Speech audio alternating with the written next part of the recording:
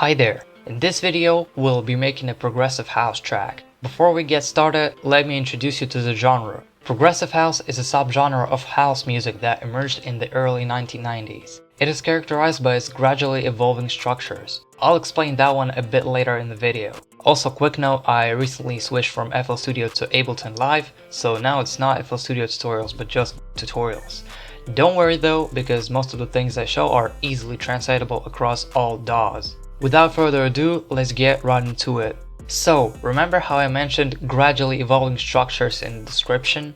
Basically, listen as I increase the small knob.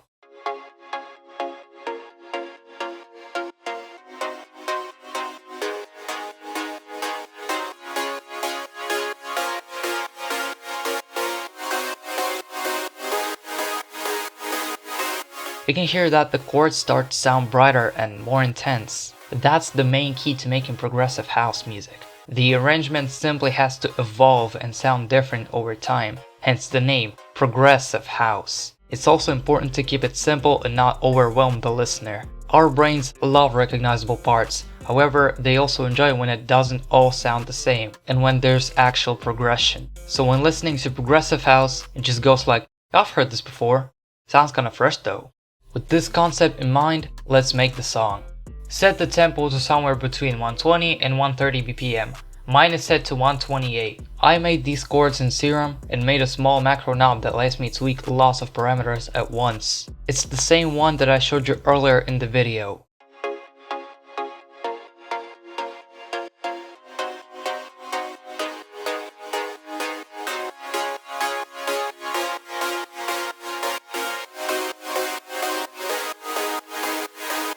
I also made this lead with the macro knob too.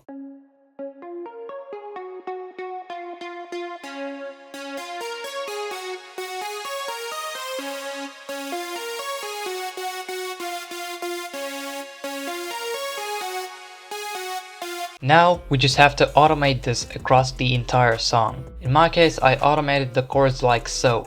Nearly no macro effect in the beginning, then it slowly starts increasing, reaches its peak during the break, drops a little bit again, and then reaches its peak again. Now let's make the drums. They don't have to be anything complicated, instead just something catchy and simple.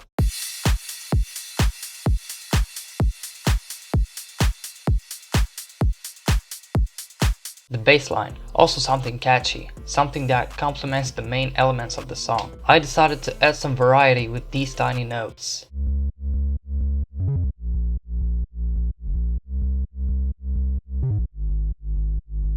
From there, make smooth transitions and the song is done. But before we hear the final result, if you found this video helpful, consider giving it a thumbs up. By the way, the full version of the song will come out in an album that's planned to release in December, so make sure to subscribe to stay tuned for any announcements on that matter. With that out of the way, enjoy!